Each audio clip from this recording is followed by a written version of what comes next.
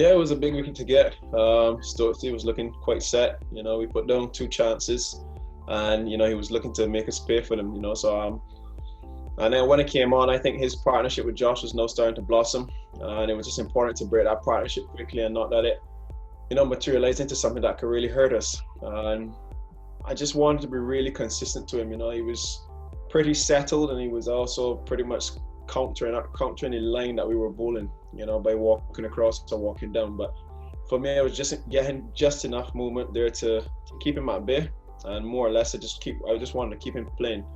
And then eventually, I got the edge.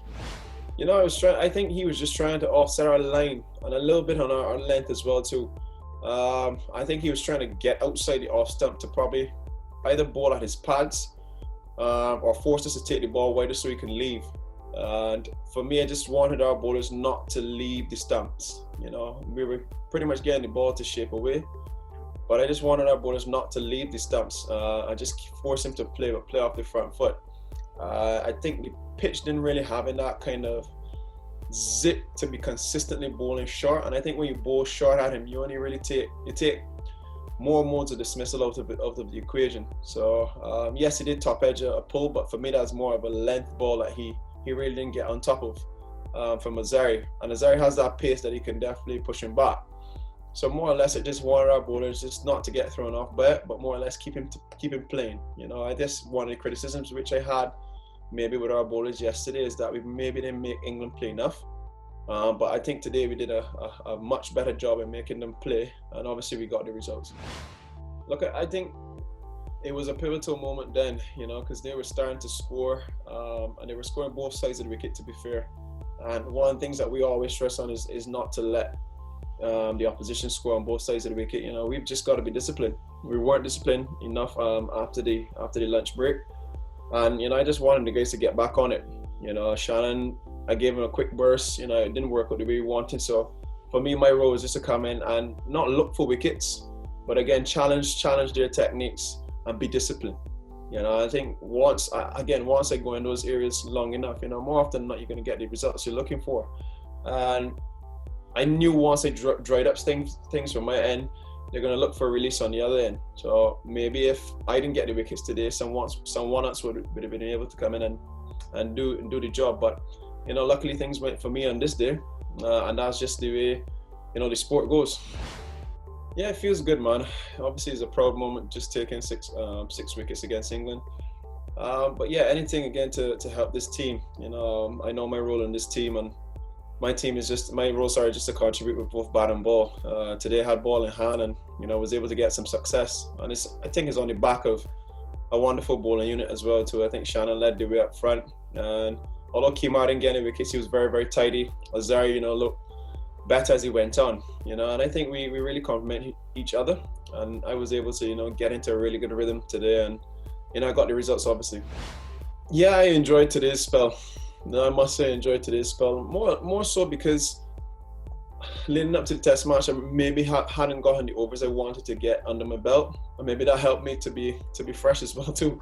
But yeah, I enjoyed the surface, I enjoyed the conditions, and I hadn't gotten a 5-wicket haul here in the last trip, and I really wanted to get up on the honors board at Lords, and I guess we were scheduled to play at Lords when the FTP was first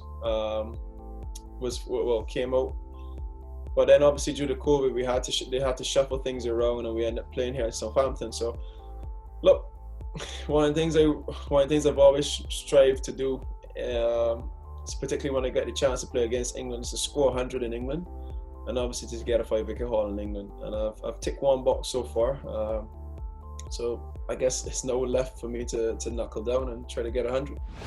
I think this evening's passage of play was really important. I wasn't too caught up with the close of play score. I think it was more concerned with the amount of wickets we went into tomorrow. We go into tomorrow with. And I think the batters have done an outstanding job. Craig has battled and gotten through this evening's passage of play. Shea as well has also come in and he's looked the part. So I think we've set it up quite nicely so far. It's just a matter to continue to push towards their first innings total. and just keep moving gradually. I think we've got to make the England bowlers come to us. We shouldn't go looking for things tomorrow. I think the first hour is very, very crucial. And if we could keep them at bay for that first hour especially, then we could be seeing maybe second and third spells, later on in the day from these bowlers. Look, Craig, I know the caliber of player Craig is. I've played all my cricket with Craig. We came through youth cricket together. We played at the same club. So I know Craig Buffett inside out. And for me, Craig has got a lot, and it's not a case for him that obviously he hasn't gone the runs he wanted in the recent past, but I know that he's shaping towards something really special. And I always judge how well he's playing by how well he's leaving the ball. And I think his judgment so far on tour has been impeccable. And even if I go back to the series we had against England in the Caribbean, I felt he batted as well as I've seen him bat for a very long time. He got plenty starts in our series, but just hadn't been able to convert them and carry on. So I know once he sticks within his game plan, he continues to judge the ball well and lead the ball well, he's going to set up himself for a really big score. But I have no doubts about his ability and what he can produce. He's, I think, our highest capped player at present, and that should tell you a lot about the caliber of player he is for West Indies. So I just want him just to keep in his zone, keep moving well and keep judging the ball well. And I know more or less, our big scores are around the corner for him.